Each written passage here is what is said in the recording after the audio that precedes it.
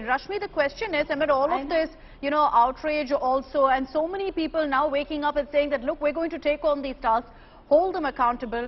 Is there a worry then that, talent takes a back seat? Alia Bhatt is an extremely talented actor. Amir Khan is an extremely talented actor. But with all of these boycott trends now doing the rounds, with so many saying that, we're not going to watch any of their films from one issue, one controversy, is this spiraling out of control? Well, I think that after a point, society does put responsibility above talent and, all of the sort. So I think that is something that it's a slippery slope, to be very honest. The cancel culture is known to devolve to an extent that, it sees no reason.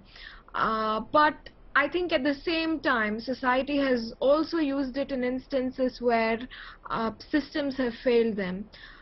So I think it depends case to case, and like you said, it does it does put up that whole danger of whether talent is going to be valued over taking responsibility, over having over responsible actions and responsible content out there. So I think it's a double-edged thing, and it's quite a slippery slope that just keeps evolving with time. If you look at the cancel culture, it's already hit Hollywood, Sorav. We're kind of late to the trend of cancelling celebrities based on one controversy or the other. We've seen what happened to Johnny Depp and so many other celebrities also, so many talented celebrities as well. Do you think that cancel culture is now something that, netizens have woken up to here in India, which is why you're seeing all of this outrage? I strongly believe that cancel culture should result in action, but I don't see that popping up in any kind of an action, right? Because it's just controversy, it's just conversations on Twitter or on Instagram for that matter. But when the movie is actually releasing, people go end up watching it.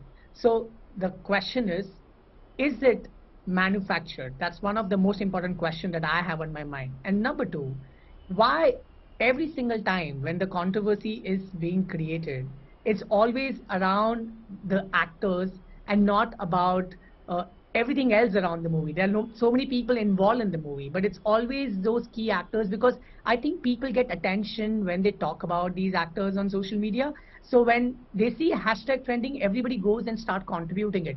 But when you start looking at the content, people who have not even watched the movie, they don't really have a great say about it, because they know that there is nothing great or there's nothing intense that we can go and talk about. It's always those people or netizens who are just there, who love to contribute to controversies or to these trending hashtags.